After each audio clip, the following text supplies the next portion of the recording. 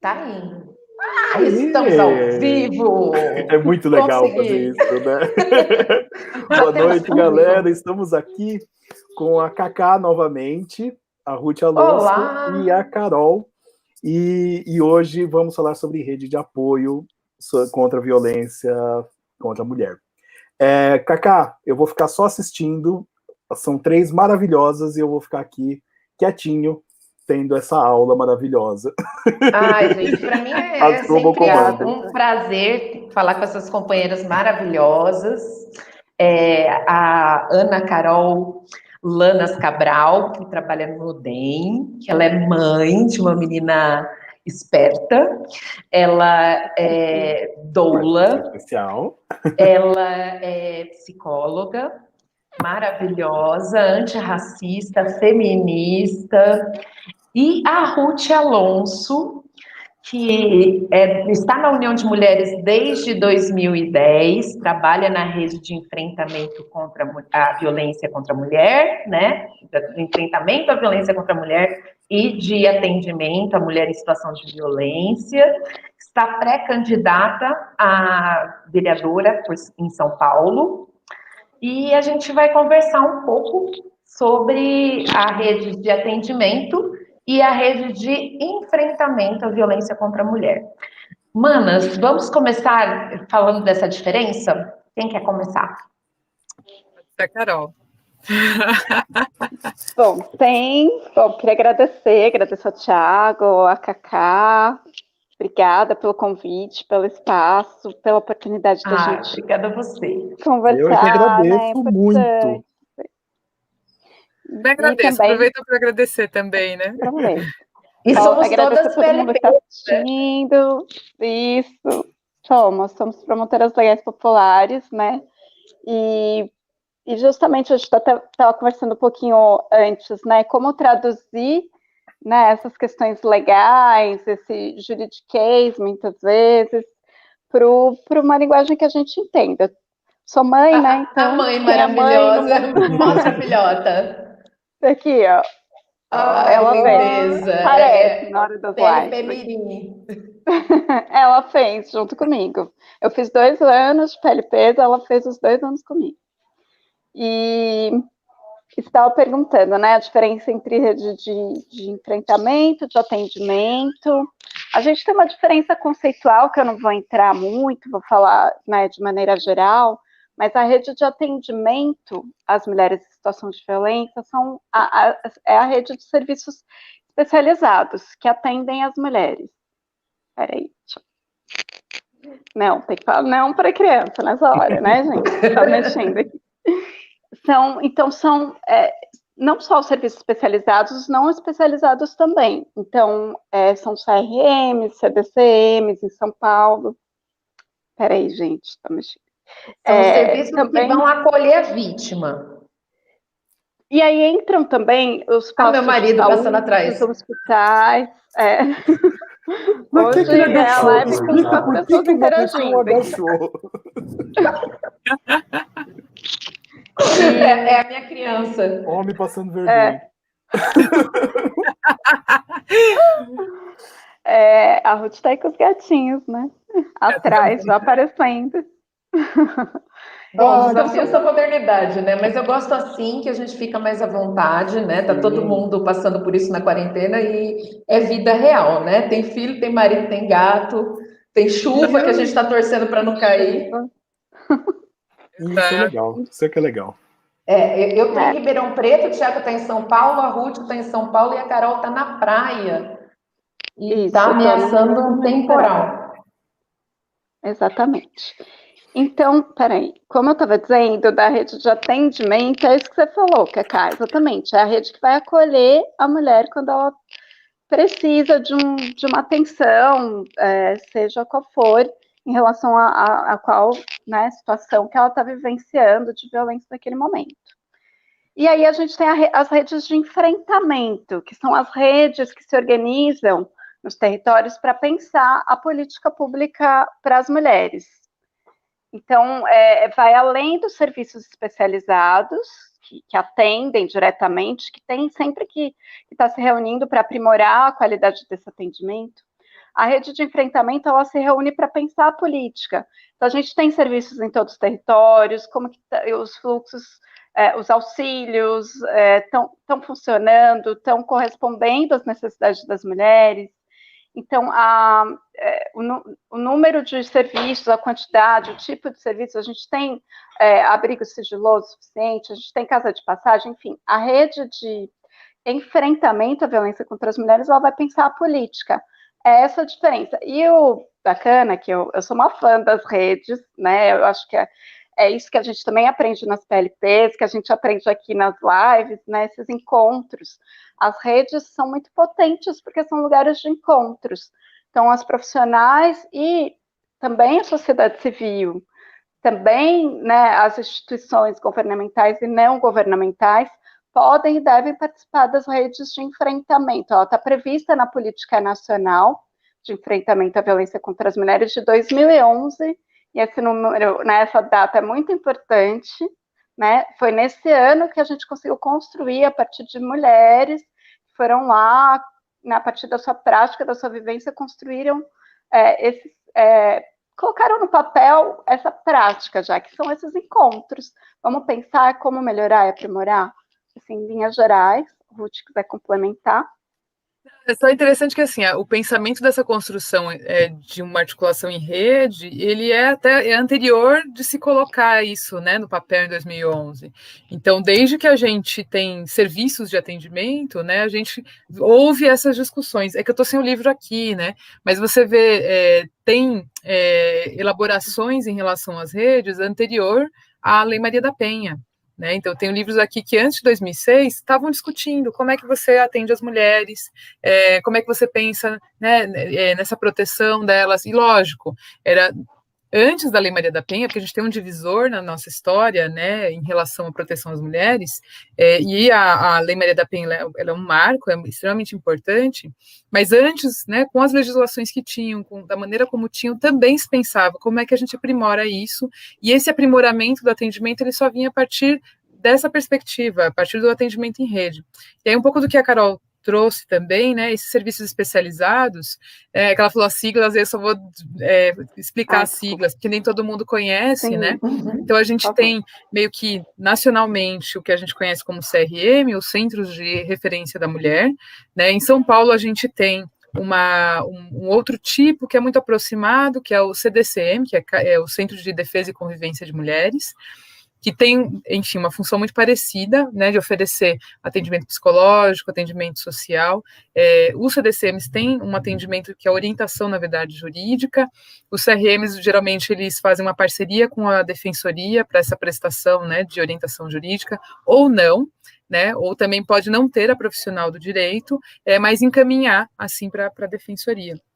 E a gente tem, em São Paulo também, né, uma coisa muito específica aqui da cidade, o CCM, que é o Centro de Cidadania da Mulher, mas que ele vem de um projeto que foi feito com a União Europeia há alguns anos atrás, né, então são cinco, se eu não me engano, né, 4 ou 5, eu não estou lembrando agora, acho que são 5, na cidade, e eles tinham uma perspectiva muito no sentido de pensar no fortalecimento econômico das mulheres, então pensar na geração de renda, e que hoje a gente entende que eles deveriam de ser serviços também que os serviços que atendem as mulheres, os especializados, a gente deveria de ter tanto essa questão do atendimento, né, psicológico, jurídico e social, mas também o espaço de convivência, né, e todos eles deveriam de ter essa característica, entendo eu, porque você potencializa. O espaço de convivência protege o serviço, protege as mulheres que estão ali, porque no limite a mulher não precisa dizer o que ela está indo fazer ali, ela pode fazer a dança, ela pode fazer a costura, ela pode fazer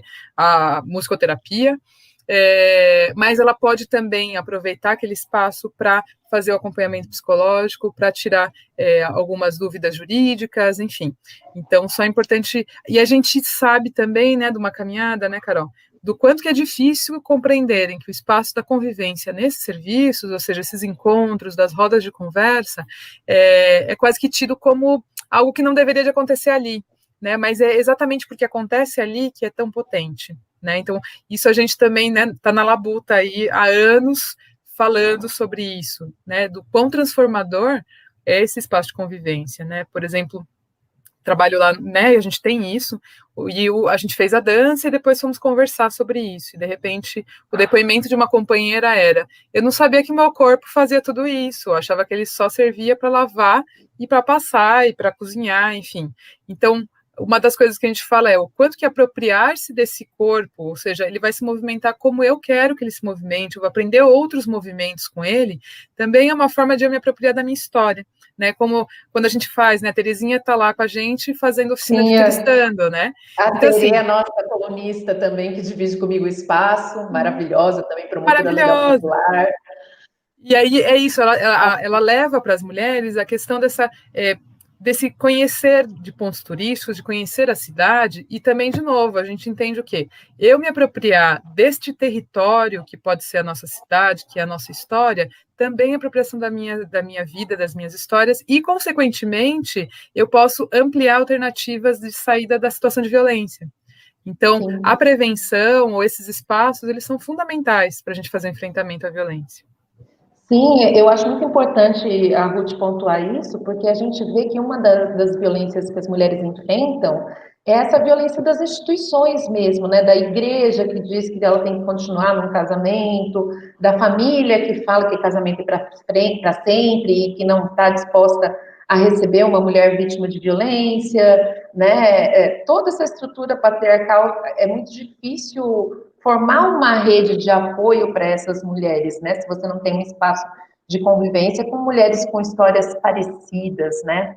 Aí, puxando esse gancho, eu queria perguntar para vocês, meninas, qual o perfil, primeiro, das mulheres que fazem parte da rede de enfrentamento e o perfil das mulheres que fazem parte da rede de atendimento enquanto usuárias?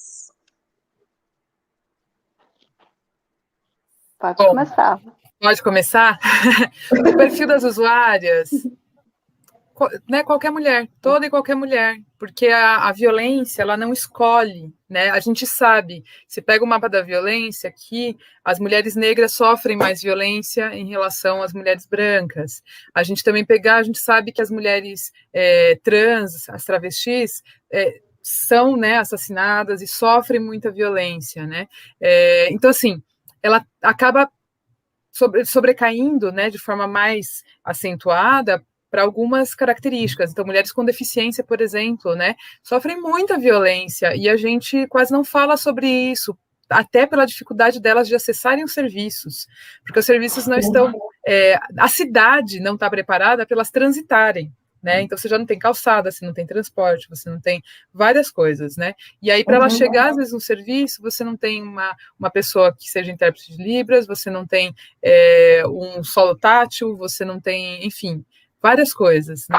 Às vezes não tem a rampa, né, para cadeirante. Você não tem a rampa, você não tem um banheiro adaptado. Por mais que, assim, a prefeitura, ela exige, né, que você tenha uma certa adaptação para o atendimento, mas também tem serviços que as casas são antigas e não necessariamente conseguiram se adaptar, às vezes no terreno, ou melhor, no território, você tem um problema de regularização fundiária, você não tem casas regularizadas, né, com a documentação que a prefeitura exige, então você tem dificuldade, às vezes, até de mudar de casa para uma casa que possa ser melhor adaptada, né, mas as mulheres atendidas, então, são todas as mulheres que conseguirem acessar e que estão em situação de violência. Por óbvio, o que a gente sabe também, por exemplo, esses serviços, e aí eu vou falar da realidade, né? A gente está no extremo leste. A região é uma região que tem, né, uma grande concentração da classe trabalhadora, uma grande concentração de pessoas negras, então a gente acaba majoritariamente atendendo o quê? Mulheres negras, né?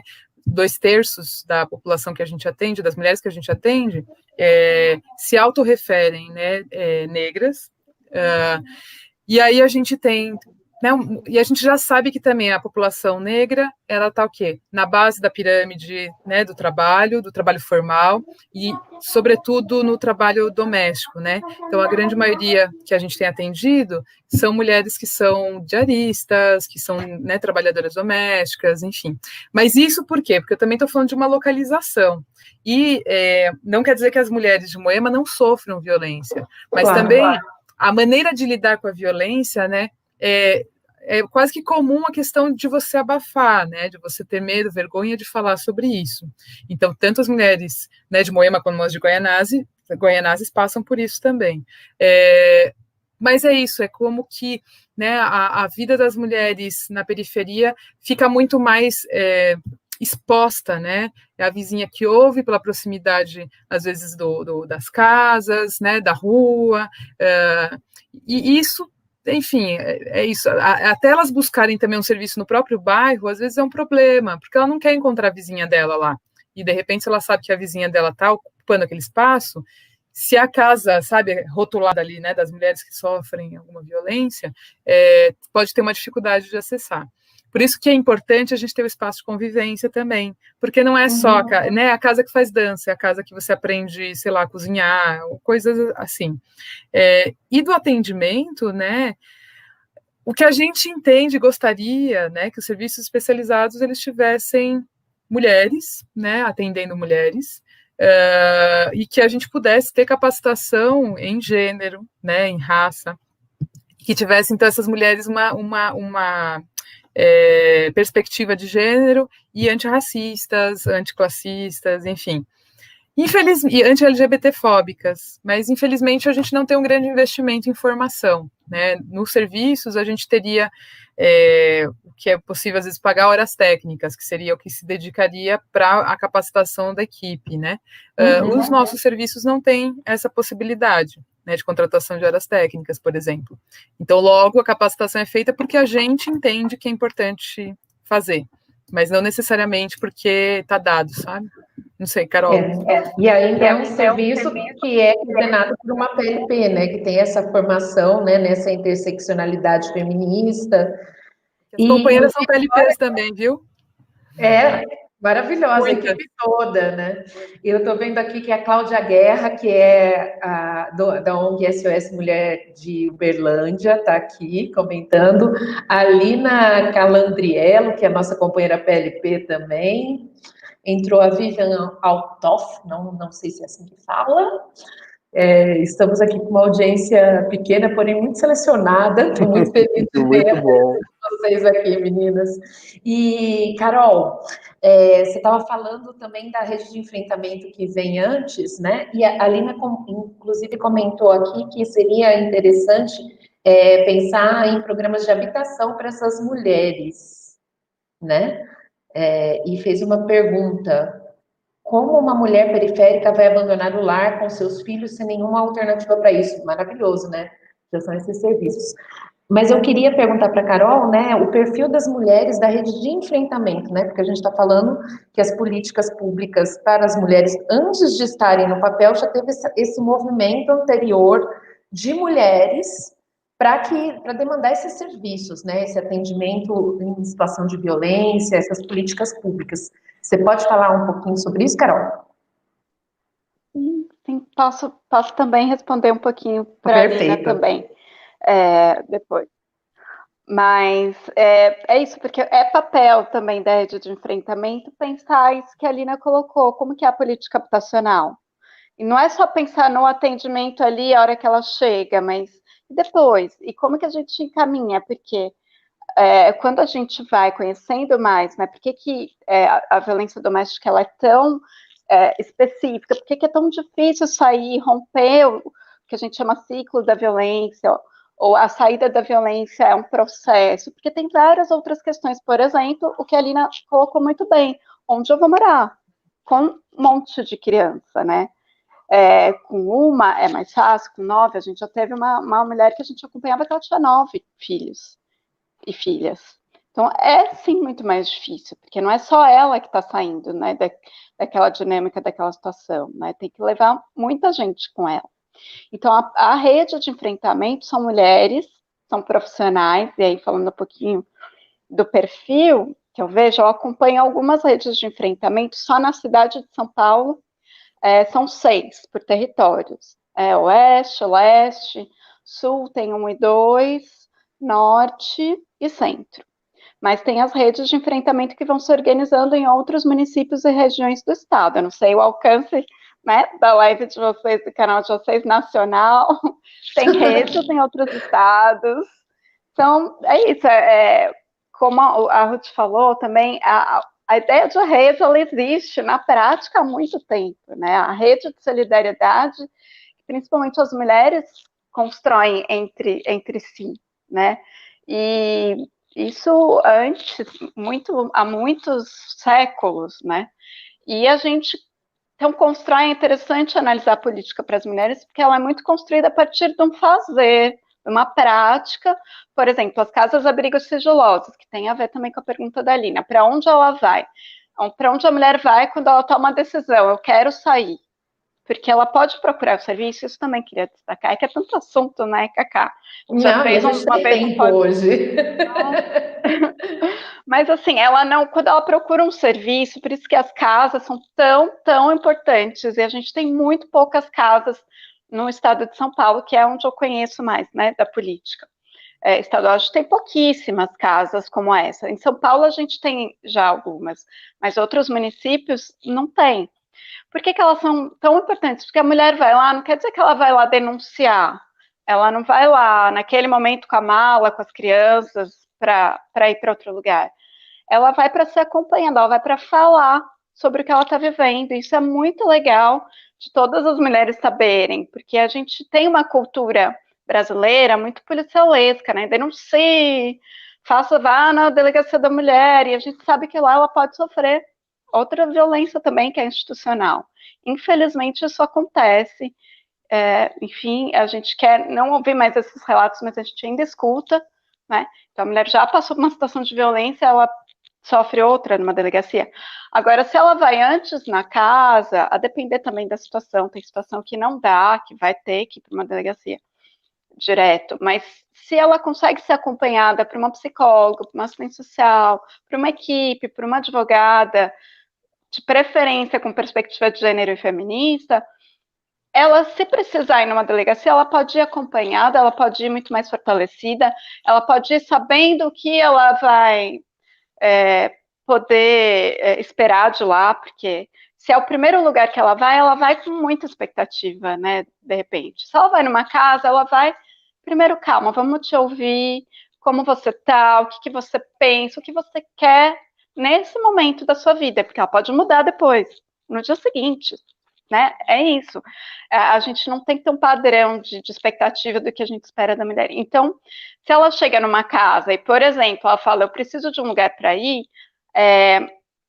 depois a gente pode fazer essa rodada aí de pergunta de novo, mas tem uma opção de lugar, a depender da situação e do que ela deseja. Então, desde um abrigo sigiloso, que são as mulheres que estão num risco maior, onde o agressor vai, de fato, perseguir, vai atrás, e um risco de feminicídio muito alto, que são lugares bem mais, né, enfim, sigilosos, reservados, com uma segurança maior, até um centro de acolhida aberto, que ela, se ela voltar para casa, ela vai sofrer a violência, mas se ela for para outro lugar, ele não vai atrás. Ou até pensar na rede de apoio, né, das amigas, daquela parente que ela não vê há muitos anos, daqueles vínculos que foram rompidos que dá para resgatar. Então é isso, para onde ela vai, desde também da gente discutir, né, Ruth pode falar um pouquinho mais disso, do auxílio habitacional, do auxílio aluguel, são políticas públicas que a gente discute muito nas redes de enfrentamento. Então, para não fugir da sua pergunta, Cacá, o perfil de quem está na rede de enfrentamento são mulheres que enfrentam as coisas, sabe? Eu percebo, acompanhando. Em tese, teoricamente, todas as profissionais que trabalham em serviços especializados deveriam de estar. Eu entendo que é minha função, eu trabalho no tema, é minha função participar da rede, é minha obrigação. Mas a gente não vê isso acontecer. Na prática, a gente vê, às vezes, estudantes de universidades, a gente vê a psicóloga de um CAPS, que atende pessoas, né, em sofrimento mental, a gente vê a enfermeira de um posto de saúde, elas não estão em serviços especializados e não necessariamente elas precisavam estar, mas elas estão, porque elas estão preocupadas com as mulheres, elas estão preocupadas com essa política que ainda é ineficiente no nosso município, no nosso estado, bastante. Então, elas estão lá para enfrentar e se reunir, pensar e cobrar e fazer o controle social. Resumindo, tá, gente? Nossa, maravilhoso. Não fugiu da pergunta de jeito nenhum, Carol. Posso só falar? Muito Thiago, bom. desculpa que você... Não, eu só tô encantado. Eu ia falar com a Lina, né, que ela perguntou da questão habitacional. Isso é uma eterna discussão nossa. São Paulo, a cidade de São Paulo, a gente tinha, há alguns anos atrás, uma portaria na Secretaria de Habitação que permitia que as mulheres em situação de violência acessassem o auxílio aluguel, né? E aí, o que aconteceu? Né, ela foi começando a gente demandava e não conseguia, né, esse auxílio para as mulheres, e depois ela foi suspensa, extinta, enfim. E a gente tem que saber que em março, acabei procurando aqui. 19, ela foi elaborada dia 18, acho que publicada no dia 19, enfim. Em março, então é isso, né? Um pouco antes de se decretar, né, o estado de emergência e tal, o município de São Paulo aprovou a lei 17.320, que nada mais é do que a concessão de auxílio aluguel às mulheres em situação de violência no município. Aí, a nossa questão é, primeiro, quando fizeram essa lei, disseram que ela entraria em vigor 120 dias após, né, a publicação. Primeiro que é isso, né? A gente está falando o quê? 120 dias após 6 meses, praticamente. 6 meses, não, desculpa. 4 meses. 4 meses, isso, desculpa, obrigada. 4 meses depois da sua publicação. E isso já era bastante complicado antes da pandemia, né? Com a pandemia ficou um pouco pior, por quê? Porque a gente, vendo pelos outros países, e o que estava já sendo levantado aqui no Brasil, uma intensificação na violência contra as mulheres. O Fórum Brasileiro de Segurança Pública, ele apontou que entre março e abril desse ano, a gente tem, em comparação com o ano passado, um aumento de mais de 20% dos feminicídios no Brasil, né? E eu estou falando que feminicídio é assassinato de mulheres por serem mulheres, então a expressão máxima da violência contra as mulheres. Só em São Paulo a gente teve mais de 40%, acho que quase 42%, o dobro, né, da média brasileira. Então, São Paulo estado ou São Paulo capital? Estado. E aí a gente está falando o quê? De março e abril, ou seja, dos primeiros meses do confinamento, né, do isolamento social. Então a gente não tem dados atuais depois de 5 meses de isolamento, né? O quanto que as relações não são mais tensas, né? O quanto que não se esgarçou muito mais, né? E mais violências dentro dessas casas, né? Mas aí eu estou trazendo tudo isso por quê? Então, essa legislação do auxílio aluguel, ela não saiu do papel. A gente sabe que a lei ela precisa, então, ser regulamentada, então precisava de um decreto, precisava, enfim, né, de pensar aí depois nas portarias dentro da secretaria que seria responsável para destinar ali o orçamento, fundos, enfim. Até hoje não aconteceu isso. Já, né, houve movimentação dentro da Câmara para que pudesse modificar o período de entrada em vigor, e por fim, né, discutiu-se uma minuta, ou seja, como se fosse um rascunho aí de um decreto, né, que iria regulamentar essa legislação, mas ele não foi para frente, né, por conta de que é ano eleitoral, enfim, e aí não caminhou, não avançou. Em contrapartida, a cidade ganhou o auxílio hospedagem, né, mas que também a gente tem tido muita dificuldade que as mulheres acessem, né, as coisas não estão muito evidentes assim de como acessar, né? E o auxílio, e também como é que se realiza isso? O que é um auxílio hospedagem? Ele é voltado especificamente para as mulheres ou pega pessoas em situação de rua, CREASPOP? CREASPOP é um serviço de atendimento que a gente tem para pessoas em situação de rua, né, em São Paulo. Tinha as duas vertentes, o que a gente está falando é de um específico para as mulheres em situação de violência, né? Sim. Dos R$400. A gente viu que tem algumas mulheres que conseguiram acessar, né? Mas é isso. Quais são os caminhos também, né, para se acessar? E o que é isso? Você paga uma hospedagem, né? Como é que você? E aí a gente entende que essa prestação ela não é tão efetiva como pensar numa prestação de auxílio aluguel, porque as mulheres em situação de violência, muitas permanecem na situação porque não tem um teto para dar para os seus filhos. É o caso que a Carol trouxe. Como é que eu saio de casa com 9 crianças? Né? Então, não vou sair. Talvez eu prefira ter um teto, apesar das violências que eu sofro. Né? E aí, por outro lado, a gente né, sabe que é uma situação que não pode ser tão instável, porque senão como que ela vai se reorganizar, vai se reestruturar, vai conseguir, né, pensar em creche para as crianças, escola, em UBS, né, ela também poder, às vezes, sair para trabalhar. Então, você precisa de teto, né, para poder fazer isso. Então, a pergunta da Lina é extremamente pertinente, é uma reivindicação nossa, a gente precisa fazer que essa lei seja implementada, né, porque ela está aí, está aprovada, aparentemente é uma cidade que olha, né, pelas mulheres em situação de violência, mas o de fato não está acontecendo. E esse auxílio hospedagem, como não tem regulamentação, a mulher não sabe nem como que ela vai manter essa hospedagem, né? Se são R$ 400 por quanto tempo, em que tipo de habitação, né? E R$ 400 em São Paulo para morar, eu queria saber onde essa mulher vai achar, né? Um local para viver. Né? Meninas, aproveitando o gancho aqui, me veio uma questão que se fala muito nos movimentos feministas, e a gente vê alguns movimentos específicos, como justiceiras, né, dizendo denuncie, violência contra a mulher, meta a colher. Eu queria que vocês comentassem um pouco essa afirmativa. A sociedade civil, o vizinho, ele tem que denunciar a violência? O que vocês pensam a respeito disso? Quer começar, Ruth? Começa? Começa você. Então, é isso que a gente começou a falar um pouquinho, né? É bem importante essa pergunta e a gente pensar nisso enquanto na sociedade também. Óbvio que a gente passa de uma... E a gente ainda vive muito essa cultura, não meta a cultura é problema de marido e mulher, né? Não vou me meter, não tem nada a ver com isso. Para uma outra, também para um outro extremo, que é eu vou me meter, eu vou resolver, eu vou salvar aquela mulher, eu vou saber o que é melhor para ela, eu vou... Então, a gente tem que tomar só bastante cuidado, né? E o que a gente tenta trabalhar isso, a centralidade é na mulher, naquela mulher. Ela é sujeita de direitos. A gente até tem uma figurinha, né, que eu gosto de usar bastante, que é a mulher no centro e as políticas públicas, os representantes, os profissionais que executam a política em volta, se conversando e conversando com a mulher numa flechinha que vai e volta.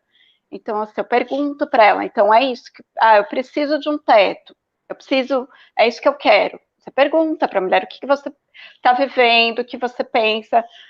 E é isso, esse trabalho delicado de escutar, e não de dizer, eu sei o que é melhor, você tem que sair, você tem que abandonar, você tem que romper agora, já. Não sou eu que estou vivendo, né, Cacá, como você falou, não sou eu que vou pegar minha mala, minhas coisas, me despedir de uma vida, né, onde estão meu território, onde estão minhas amigas, minhas comadres, né, minha história. Então, não é assim tão simples. Então, é muito isso, e para tudo, para qualquer outra decisão, não só para onde ela vai, mas para qualquer outra. Vai separar, não vai? Enfim, o que ela... Por isso que a gente fala muito desse processo, né, um acompanhamento numa linha do tempo, porque ela também vai, na hora que ela fala, e você está ali de verdade querendo ouvir, e não só querendo dar uma resposta rápida, mas querendo entender, querendo acompanhar, ela vai se ouvindo também, e ela vai pensando na solução. Eu não tinha pensado nisso, mas agora eu estou pensando, né, numa tia que mora no Nordeste, que era muito querida, de repente para lá faz sentido ir para lá, enfim. Então, essa escuta na centralidade da mulher. Então, o meter a colher, ele vai até um certo ponto.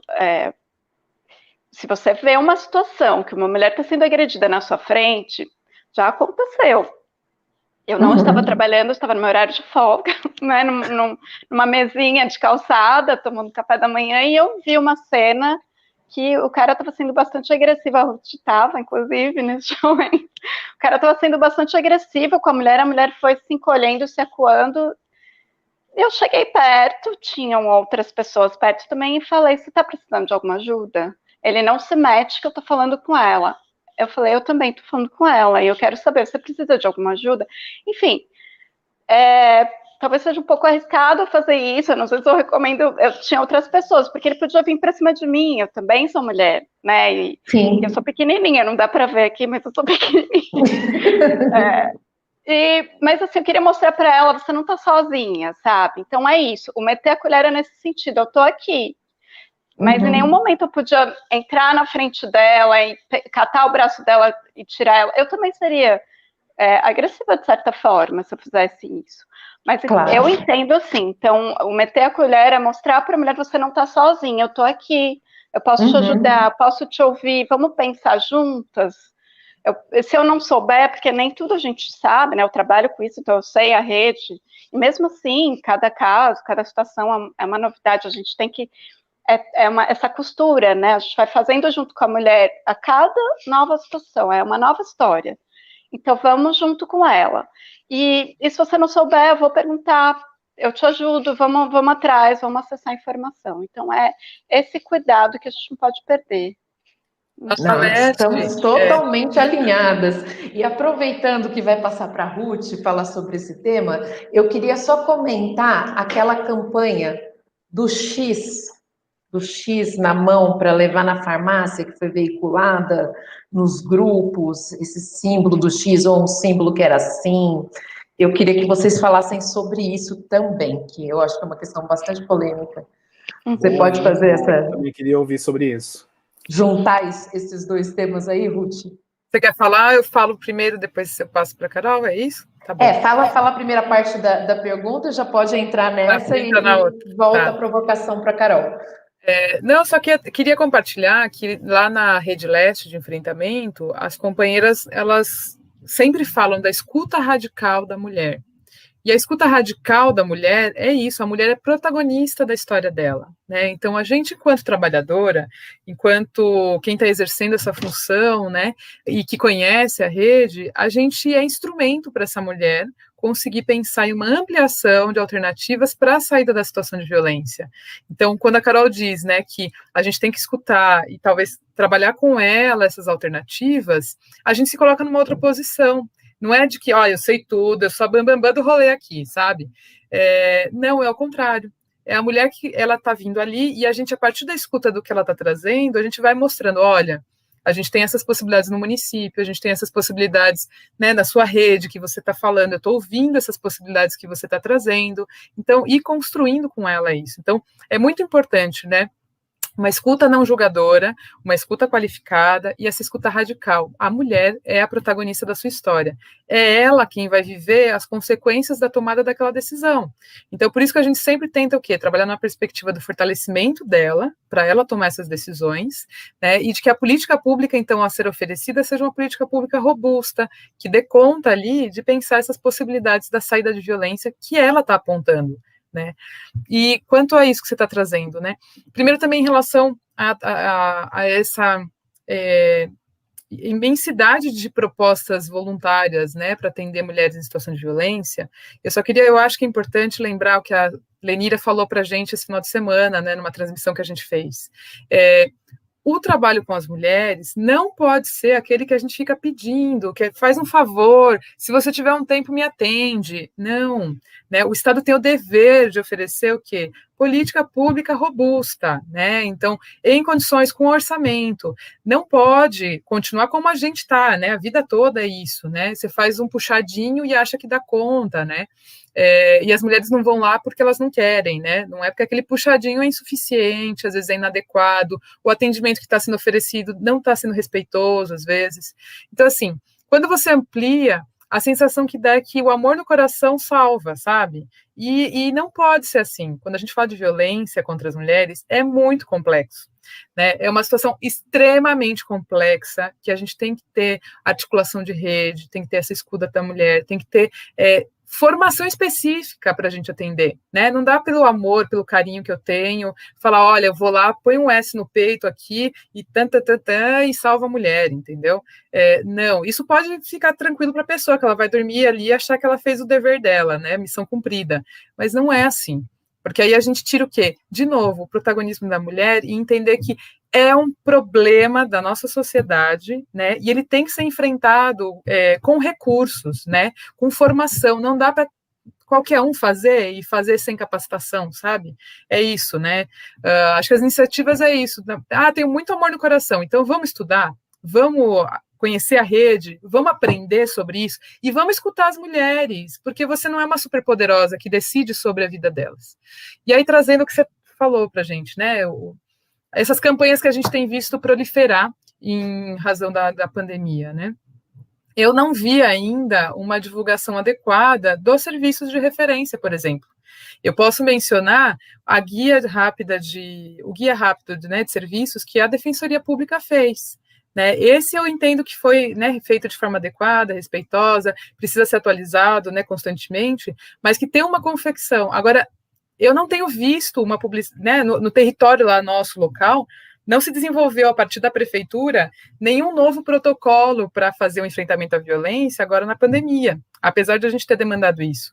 A saúde, então estou falando, é isso, no UBS, se chegar alguém, né, e falar que está em situação de violência, o protocolo é o protocolo que se acionava antes da pandemia, e a vida mudou, né, a gente tem um novo normal, né, então assim, não vi nenhuma campanha adequada para divulgar esses serviços, né, por que a gente não divulga os serviços? E aí eu faço um X na mão, né? Eu tive a experiência não fiz o X na mão, mas perguntei para a atendente da farmácia. Falei, Flor, se eu chegar aqui, né, uma mulher com um X na mão, o que você faz? Ela, tomara que não chegue, porque eu não sei o que fazer. Aí eu falei, mas vocês não tiveram capacitação? Não, se chegar eu tenho que perguntar para não sei quem, não sei. Então, assim, primeiro... A gente pensar a fragilidade, né, dessa campanha, quando você coloca na farmácia, que nunca foi referência, né, de violência, nem tem um know-how, né, nesse aspecto, e aí o quanto que você expõe pessoas que estão trabalhando na farmácia, a própria mulher, né, toda uma rede ali, e aí eu ainda falei para a menina, você sabe dos serviços que estão no território aqui? Você conhece eles?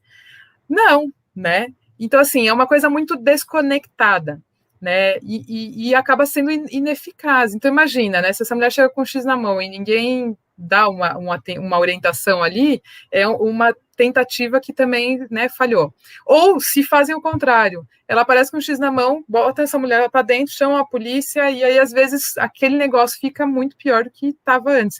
Cada caso é um caso, né? Não posso dizer que, às vezes, chamar a polícia não seja uma necessidade, né? Mas cada caso é um caso. O que eu entendo, por exemplo, de outros países, que utilizaram o quê? Fizeram publicidade em relação à violência nos espaços que as pessoas estavam conseguindo ir, supermercado, né, a farmácia mesmo. Mas aí eu posso publicizar o quê? Um telefone de atendimento, né, um telefone de uma casa local, na própria UBS, como é que a gente encaminha, como é que a gente faz, né, uma articulação de rede numa situação que chegue lá, ou no hospital também, enfim.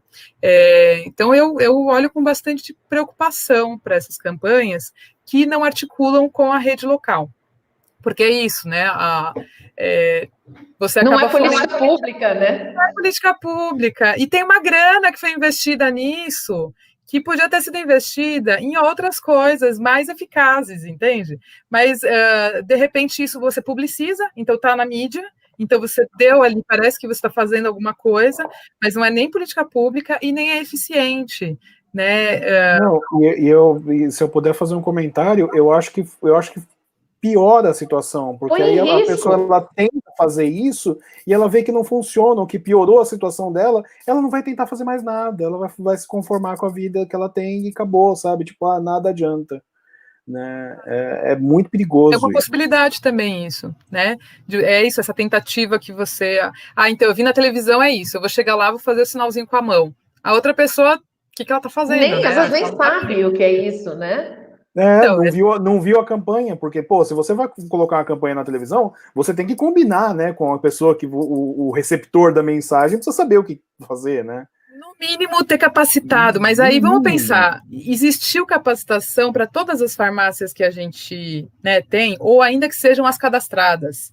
Né? Será que as cadastradas que estão lá com um anúncio na porta fizeram uma capacitação? E capacitação não é isso, eu ver um vídeo de 1 hora e achar que eu já estou capacitada para enfrentar a violência, sabe?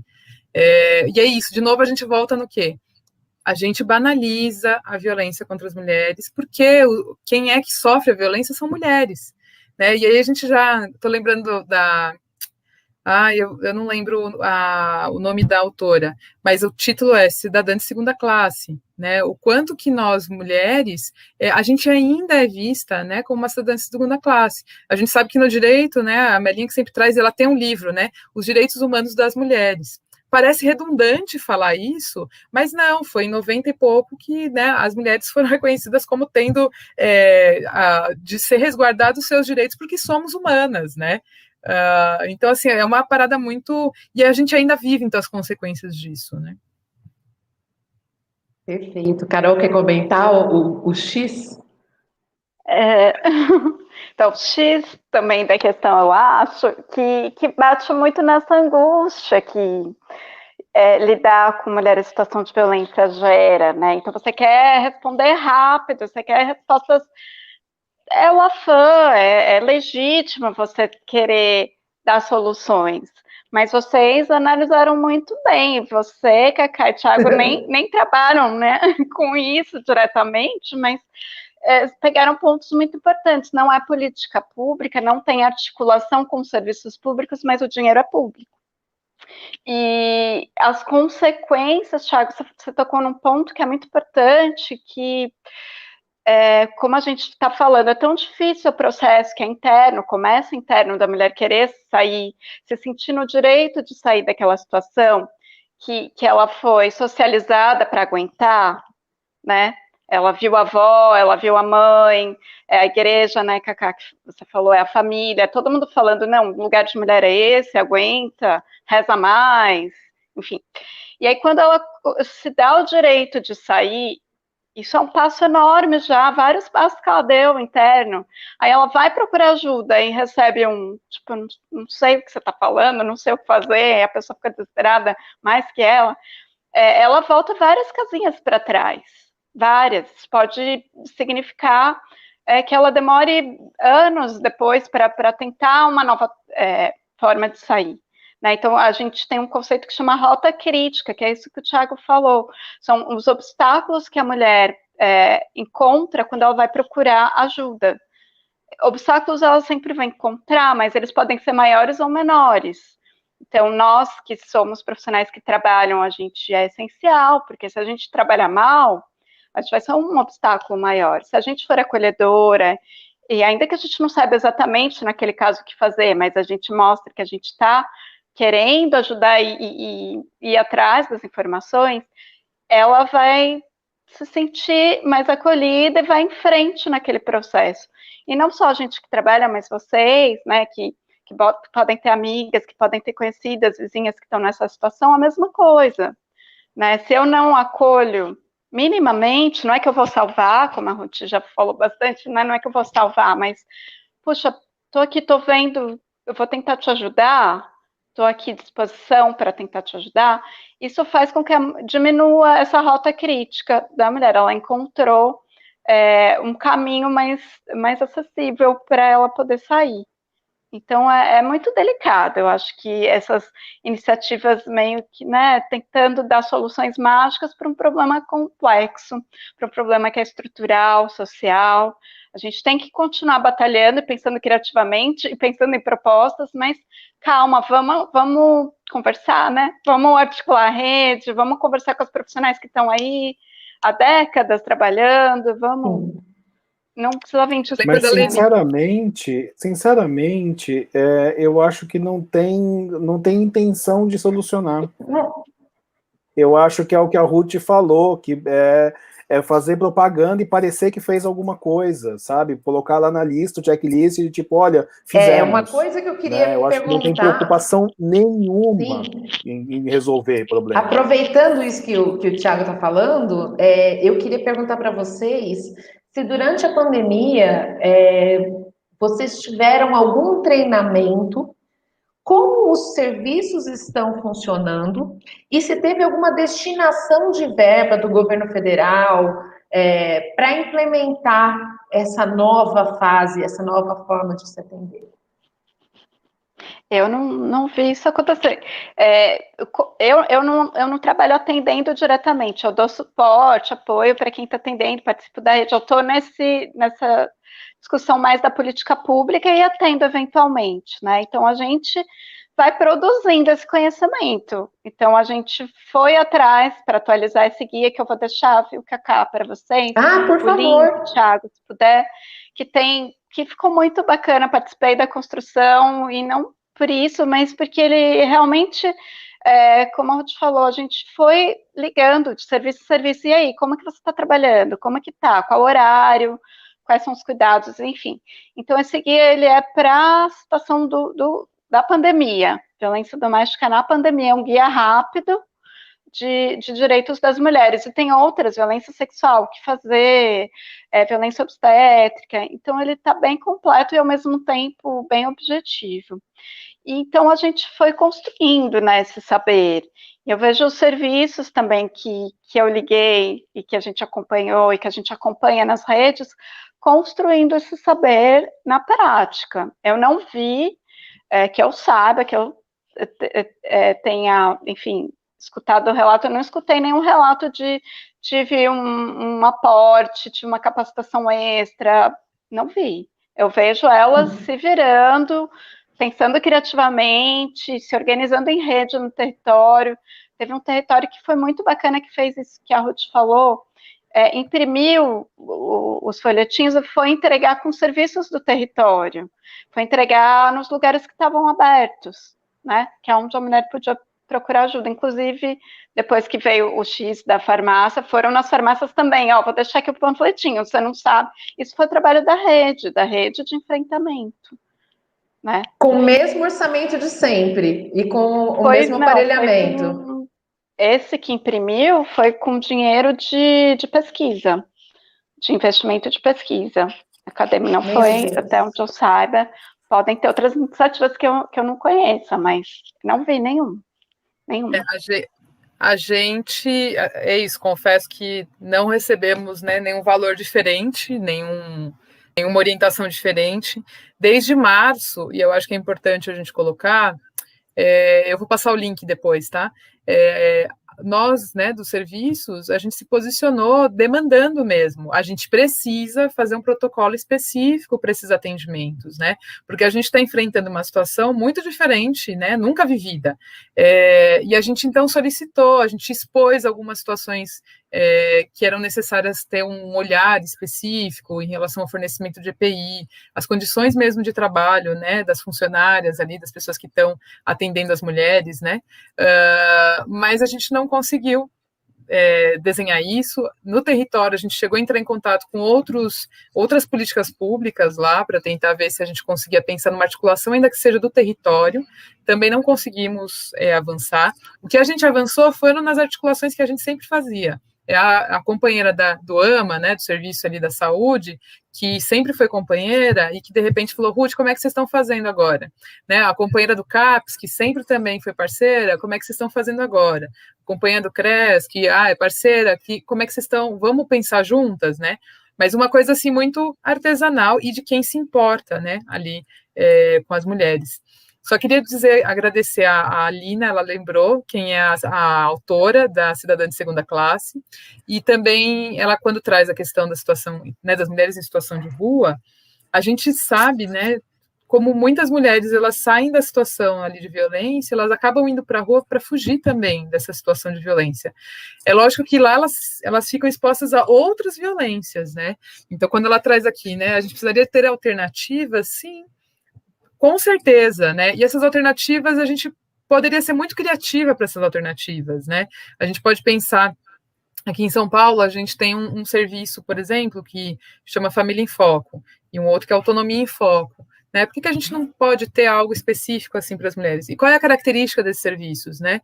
Diferente do centro de acolhida, que você tem uma cama e você divide o espaço com outras pessoas, você pode ter um quarto com a sua família, né? Porque às vezes você não dispõe de recursos suficiente para pagar um aluguel, mas você conseguiria, às vezes, ter recursos para dividir uma cozinha, comprando seu alimento, enfim, ou alguma coisa com uma república. Então, a gente teria, assim, como até estudar iniciativas de outros países também, mas mesmo entre a gente, com serviços que são parecidos, de oferecer para as mulheres em situação de violência. Porque, infelizmente, o que a gente tem é uma recorrência de aquelas que, às vezes, saem das casas dos agressores, são abrigadas, elas acabam retornando porque você não tem alternativa. Como que ela sai, como ela desabriga, né? Ela sai de lá desse abrigamento. Você não tem alternativa de moradia, você não tem alternativa de renda, você não tem alternativa de creche, de cuidados com as crianças, de emprego, enfim. Então, a gente precisa pensar o quê? Nessas outras alternativas, sempre numa perspectiva de como é que a gente amplia alternativas e ela pode, assim, ir vendo qual é a que melhor se adapta para a situação dela e para a saída da situação de violência. Uhum. Meninas, eu queria que vocês falassem em linhas gerais como é que estão funcionando os serviços, que vocês me falaram que não teve treinamento nem nada, vocês foram articulando, mas se eu sou uma mulher que sofre violência hoje em São Paulo, você podem... tá com a mão no microfone. Se eu sou uma mulher que sofre violência hoje em São Paulo, como eu faço? Qual o caminho para eu acessar o serviço? Eu sei que vocês vão deixar o link na descrição, mas assim, só para a gente, de repente tem alguém que vai ver esse vídeo e que pode estar precisando desse start aí. Só para iniciar, eu pensaria o quê? A gente está com alguns serviços reduziram o horário, né? Estou pensando na cidade de São Paulo, né? Alguns serviços reduziram o horário. Outros estão dando preferência, mas não é que está fechado para atendimento presencial, mas é aquilo, ao invés de eu fazer a mulher ficar perambulando, né, às vezes pelos serviços, se ela ligar, ela pode receber orientação. Né? Então, esse guia, por exemplo, é um guia que tem ali o telefone e e-mail dos serviços. O que eu recomendaria é dar uma ligadinha antes. E aí, uma outra coisa que eu acho que a gente tem que criar isso aqui, é uma provocação. Os serviços precisam atender a cobrar, porque as mulheres, às vezes, quando o celular não foi destruído, às vezes elas conseguem ou pedir emprestado um celular, ou elas têm o delas, mas não necessariamente têm dinheiro para carga. Então, se ela não consegue fazer a ligação a cobrar, ela não consegue ser atendida. Né? Então, seria extremamente importante que todos os serviços públicos, e aí eu estou falando mesmo OBS, né, uma ligação a cobrar, atenda, porque ela pode estar precisando de orientação, né, e a gente sabe que a maioria dos serviços não atendem. Então, a importância de fazer isso, no limite, tá, não conseguir ligar, não conseguir, buscar um serviço público e ver se nessa articulação, e até de saúde, né, isso, a UBS está aberta, é o serviço que eu tenho vínculo, então eu vou lá e vou pedir uma orientação. Aquela UBS pode se articular com um serviço de referência do território, ou até mesmo entrar em contato com o guia rápido, ver qual que é o serviço mais interessante. Tem outros recursos, mas eu acho que eu prefiro passar os recursos que eu sei que estão funcionando e como eles estão trabalhando.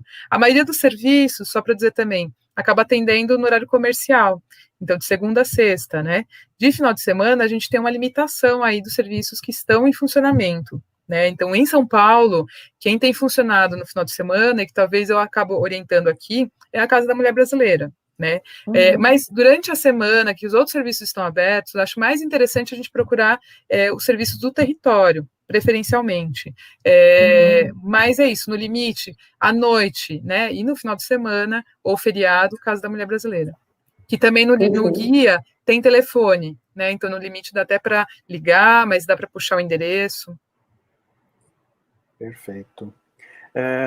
Carol, quer comentar sobre essa dica de atendimento? Posso só complementar? Claro. Não, é isso mesmo, exatamente isso. A Casa da Mulher Brasileira, se não tivesse só o guia, é só colocar no Google o que acha. Então, ela é 24 horas e ela tem equipe técnica lá, psicólogas, assistentes sociais 24 horas. Então, acho que é um serviço interessante de divulgar. E como a Ruth falou, procure quem você confia, quem você se sente segura. E aí começa a pesquisar, vai na internet, mas serviços públicos têm a obrigação de saber para onde te orientar. Além dos serviços de saúde, os centros de referência da assistência social, que são os CREAS ou CRAS, esses também são serviços que a mulher pode procurar, que às vezes ela conhece no seu território. E aí de lá ela pode, né, receber as orientações, pode ser feito ainda mais agora, né, uma ligação, não precisa fazer a mulher ir lá no serviço de referência especializado propriamente, mas pode ser feita uma ligação para receber as orientações especializadas. Então, só reforçando isso que a Ruth falou, e um pouco do que a gente discutiu aqui, pensando que podem ter mulheres. Então, a gente apontou alguns gargalos, né, da política, mas sim, a gente consegue encaminhar as mulheres para um outro teto, para um outro lugar. A gente pensa que essa política precisa ser aprimorada, então a gente falou um pouco aqui das dificuldades, mas hoje, ainda com a política que precisa ser aprimorada, a gente consegue. Então, procure ajuda, não são soluções mágicas, não, né, são soluções que vão, assim, resolver de uma hora para outra, mas a gente consegue, sim, ajudar e articular a rede, articular as políticas para a mulher sair com segurança da situação de violência, mesmo com toda a precariedade de hoje. Mas procurem ajuda, sim. Deixa eu só aproveitar esse gancho que você falou das políticas e perguntar o quanto essas políticas estão em risco nesse governo. Né? O que a gente pode perder? Né? O que está na reta aí? Porque, assim, já não é muita coisa que tem, é muita coisa feita por articulação, como a Ruth falou, artesanal, né, de quem se importa, e o que vem de cima normalmente está vindo equivocado, como o lance do X. Então, o quanto isso podem atrapalhar ainda mais a gente? Eu acho que dá para falar o que a gente já perdeu nos últimos anos, né? Também. Eu estava tentando, que eu não achei aqui nas minhas anotações. Por exemplo, e aí eu vou ver se depois eu busco aqui, tem uma reportagem na revista Asmina, que fala, que traz alguns dados em relação a como é que está a situação agora, né? E lá elas apontaram que o orçamento, por exemplo, quando tínhamos Secretaria de Política para as Mulheres Nacional, né? O orçamento em 2015 era agora eu não vou lembrar, não sei quantos milhões, né? Era dessa ordem, e eram muitos milhões. E aí a gente sabe que o quê? A gente precisa de orçamento, você não faz nada sem recurso, sem grana, né? Então você tinha nessa ordem de milhões. Para agora, em 2019, que estava na ordem de 190 mil, alguma coisa assim. Então, uma queda, assim, absurda. E isso quer dizer o quê? Provavelmente esse valor é para manutenção do gabinete ali, né, da salinha onde elas estão, porque você não faz mais nada com isso. Eu estou falando de uma secretaria nacional, né, que ficou ali relegada a um puxadinho, né, porque quando você vai esvaziando a capacidade técnica delas, profissionais que estão ali, e aí você vai esvaziando a questão orçamentária, ela fica, é uma porta ali e um escritório, né, e um telefone e uma internet, só isso, né. Então, qual é o efeito disso, né? Isso vai tendo efeito em cadeia, né? Quando a gente tinha uma secretaria de política para as mulheres forte, a gente tem a possibilidade de fazer o quê? Fazer projetos, de você articular redes, né, de ter o financiamento de alguns, ou até mesmo editais, para você conseguir alcançar outras populações, para você conseguir alcançar a mulherada onde ela está, até para fomentar algumas políticas públicas nos municípios, porque a gente sabe que, diferente de São Paulo ele tem muita grana, né? Apesar de dizerem que às vezes não, que falta tudo, mas tem muita grana, né? Agora, diferente de uma cidade menor, que às vezes ela não gera, né, essa grana, e vai precisar o quê? De articulação com o governo federal. Quando você tem esse esvaziamento do governo federal, já vem em cascata. Então, essa cidadezinha provavelmente não vai ter nada ali que vai atender ao direito das mulheres. Para além disso, quando a gente pensa também nessa cultura, né, você tem uma pessoa que ocupou a cadeira de presidente, né, que fala, olha, só não te estupro porque você é feia, né, enfim, ou coisas do gênero, né, isso vai fazendo com que você tenha uma modificação de cultura contrária ao que a gente estava tentando fazer, que era, né, a valorização da vida das mulheres, né, o respeito, o meu direito de decidir, enfim.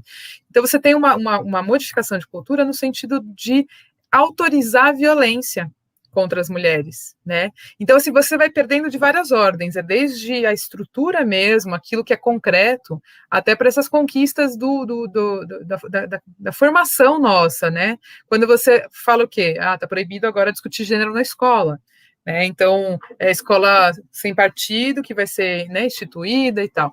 Tudo isso vai retrocedendo e você vai autorizando a cultura do estupro, você vai autorizando, né, essas violências, o racismo. Então, assim, Só na cidade de São Paulo, eu poderia dizer que nos últimos anos, a gente teve o orçamento, ele foi reduzido dos serviços que atendem as mulheres, né?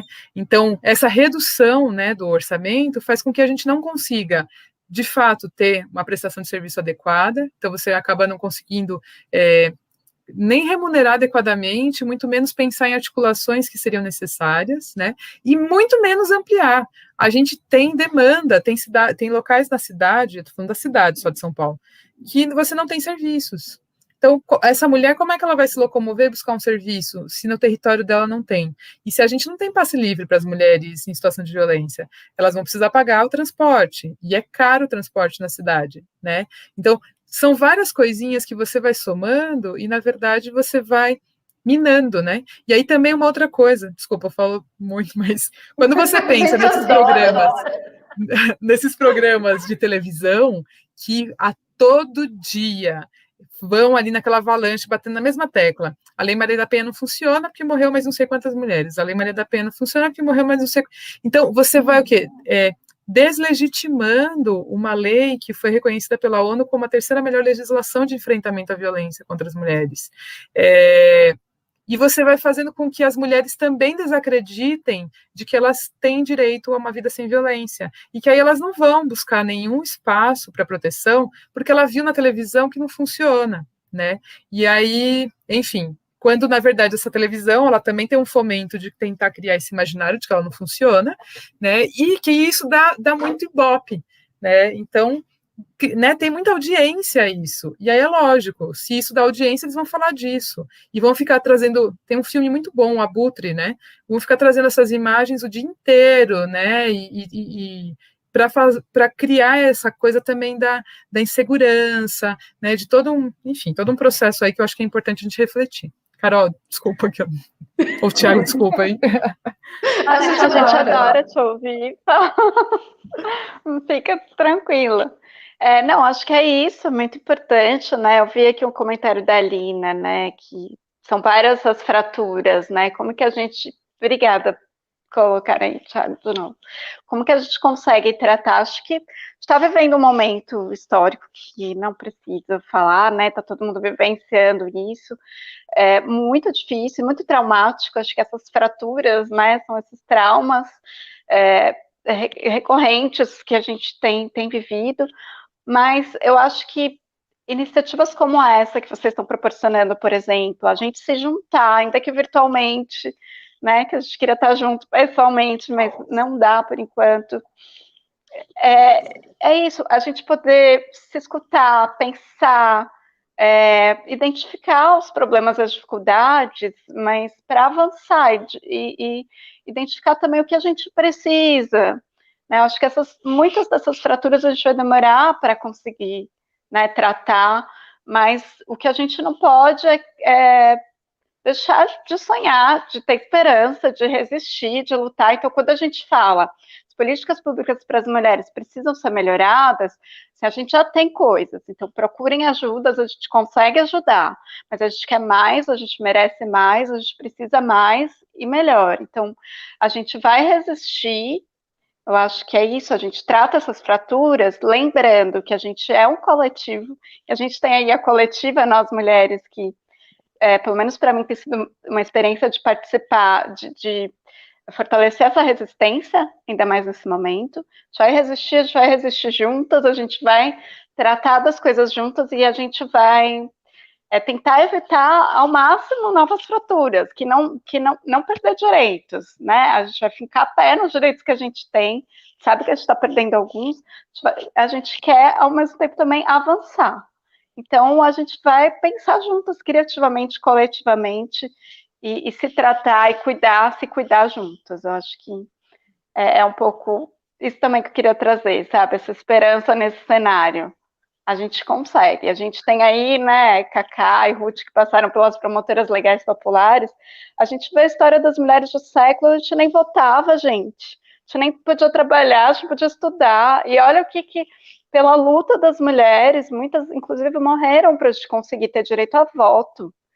E a gente está aqui, a gente vai continuar, a gente está falando aí de uma pré-campanha, né, que a Ruth está está se lançando, representando uma coletiva de mulheres que acredita nisso.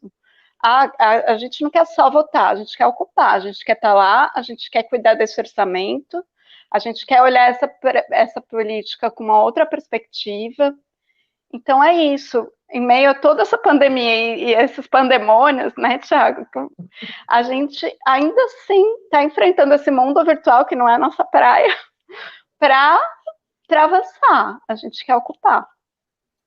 Eu acho que essa é a fala mais importante, assim, né? Porque a gente vê desculpa, o tanto de merda que tá acontecendo e a gente acha que, cara, não tem alternativa. E tem, é isso mesmo, sabe? A gente tá melhor e a gente tá melhorando e a gente vai melhorar. O que tá rolando aí é dinossauro que tá xingando o meteoro, mas eles estão do lado errado da história. A gente está do lado certo. Então, acho que essa é a grande... eu acho que é bom para a gente fechar aqui com essa fala maravilhosa da Carol, que deu realmente um quentinho na alma. Nesse quentinho que a Carol trouxe, lembrar da Conceição Evaristo, né? Que é isso, combinaram de nos matar e a gente combinou de não morrer. Então genial. É isso, o nosso combinado é buscar formas de resistência para sobreviver. Né? Então, aí o futuro. Exatamente. Aí a nossa feminista Mirim. Ai, mas gente, graças a que vocês delícia que falar com esse você. espaço para a gente pensar que delícia. juntos. Eu fico muito feliz. Toda vez que eu falo com vocês, eu saio com um otimismo, né? Com vocês, com a Melinha. Então, vamos ver, vou fazer o convite para a Melinha. Será que ela topa vir aqui falar com a gente? Eu terei aí comentando, maravilhosas. Ti, a gente já está com 1 minuto e 11 de live. Posso só fazer um pedido final para as meninas? Eu queria que elas indicassem alguma coisa. Mim, a gente fica aqui até abril, mais ou menos. Só até abril. Eu tô sossegado.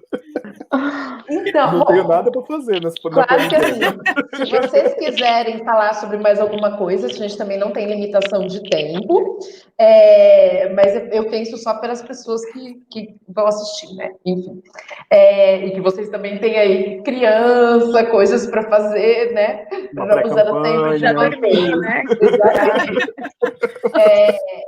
Eu vou deixar o espaço aberto para vocês falarem o que vocês quiserem, fazerem as considerações finais sobre essa nossa conversa maravilhosa. E eu queria uma dica de alguma coisa cultural, coisas que vocês gostem de fazer, para as pessoas que assistirem a gente terem essa dica maravilhosa para quarentena.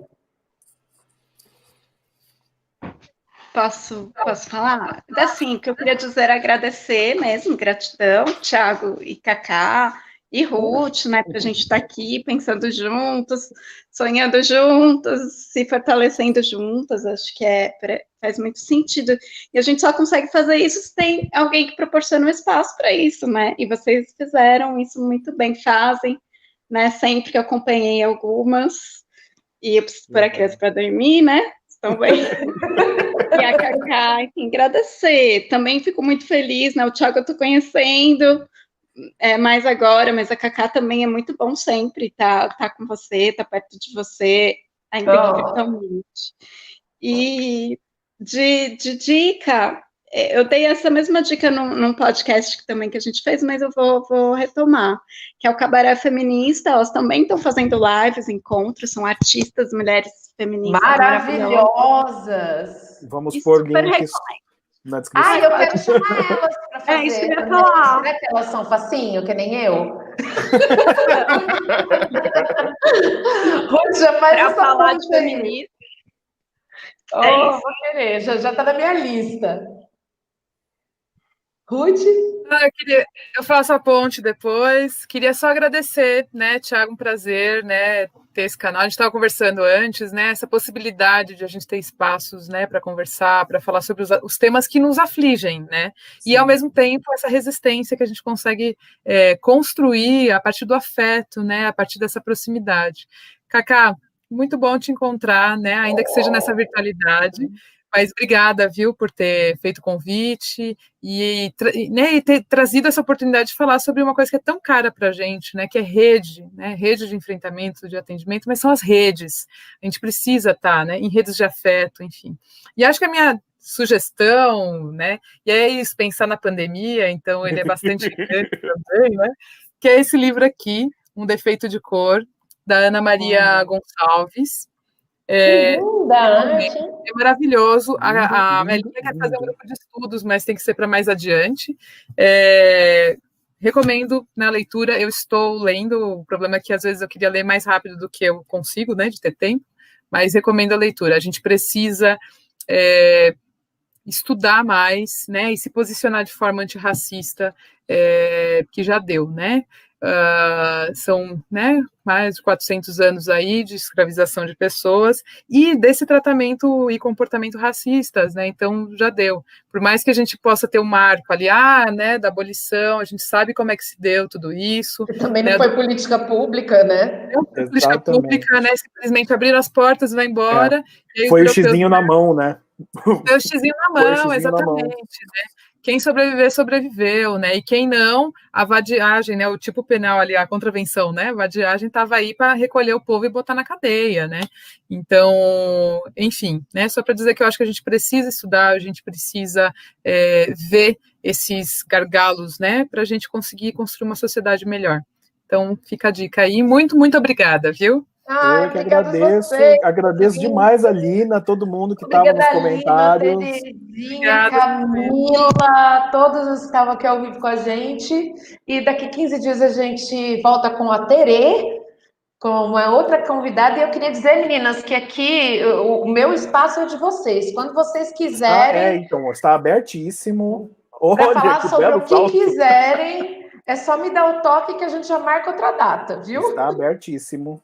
Fiquem à vontade, usem. A gente gosta de falar, não, viu? Não faz isso com a gente, não faz isso com a gente que gosta de falar, que a gente ocupa, hein? Usem sem moderação, por favor. Meninas, beijão. Beijo, obrigada. Gente. Obrigado.